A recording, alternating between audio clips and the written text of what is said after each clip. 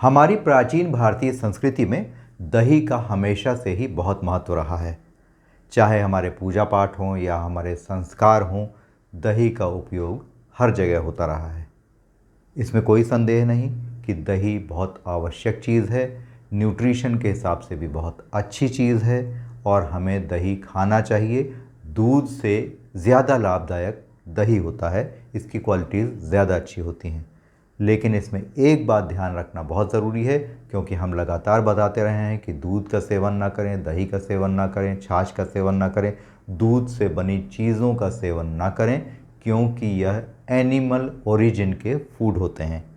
Food वही अच्छे होते हैं जो प्लांट बेस्ड होते हैं।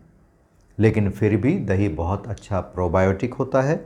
यदि आप शुद्ध गाय का दूध, देसी गाय का दूध जिसमें ऑक्सीटोसिन नामक हार्मोन का इंजेक्शन ना हो, जिसमें पेस्टिसाइड की मात्रा कम हो, जिसमें प्लास्टिक की मात्रा कम हो, जिसमें कंटेमिनेशन कम हो, ऐसे दूध का आप इस्तेमाल करके जब दही बनाएंगे तो वह आपके लिए निश्चित तौर पर उपयोगी होगा, अगर आप इसका इस्तेमाल दिन के समय करते हैं और थोड़ी सी मात्रा में करते हैं।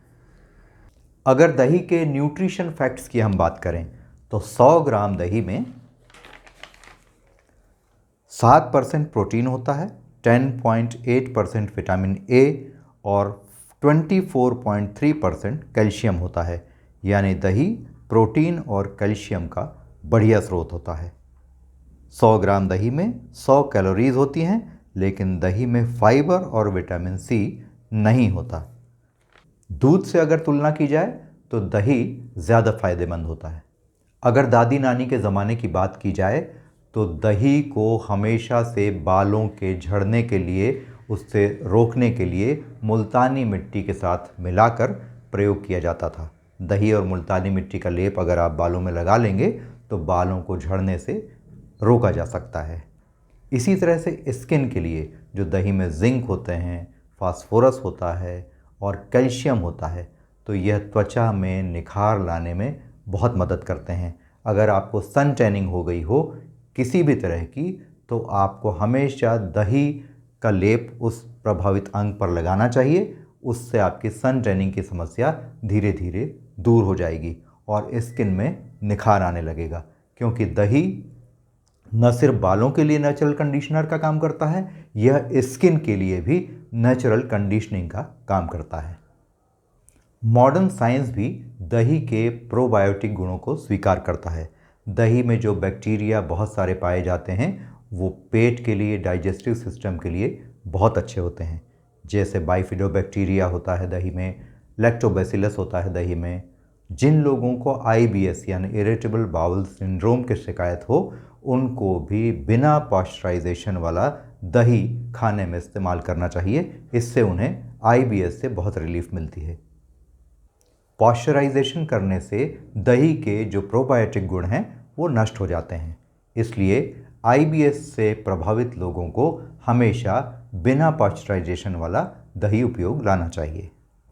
जिन लोगों में ऑस्टियोपोरोसिस की शिकायत होती है, यानी हड्डियों के ब्रिटल हो जाने की शिकायत होती है, कई बार ये एजिंग के साथ भी होता है, महिलाओं में ये ज़्यादा होता है, ऐसे लोगों के लिए शुद्ध दही का सेवन फ़ायदेमंद होता है, क्योंकि दही में कैल्शियम, फास्फोरस, विटामिन डी और प्रोटीन होते हैं जो हड्डियों के लिए बहुत लाभदायक होते हैं।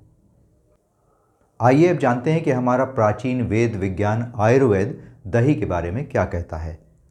तो आयुर्वेद के महाज्ञाता महर्षि वाग्भट्ट जी अपनी किताब अष्टांग हृदयम में दही के बारे में लिखते हैं कि दही स्वाद में खट्टा होता है, लेकिन इसकी तासीर गर्म होती है।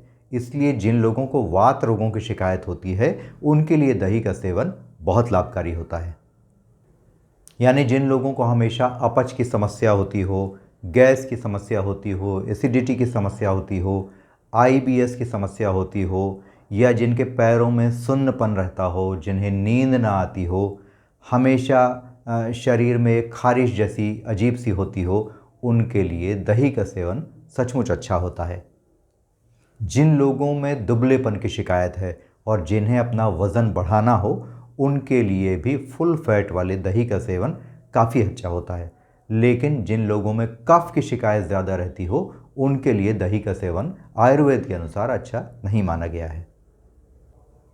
जिन लोगों में ठंड लगने से बुखार आता हो या ऐसी कोई समस्या होती हो, उनके लिए भी दही का सेवन अच्छा होता है। लेकिन हमारा यह बेहद उपयोगी दही कई बार हमें तकलीफ भी दे सकता है। जैसे आयुर्वेद के अनुसार दही को कभी भी रात में नहीं खाना चाहिए।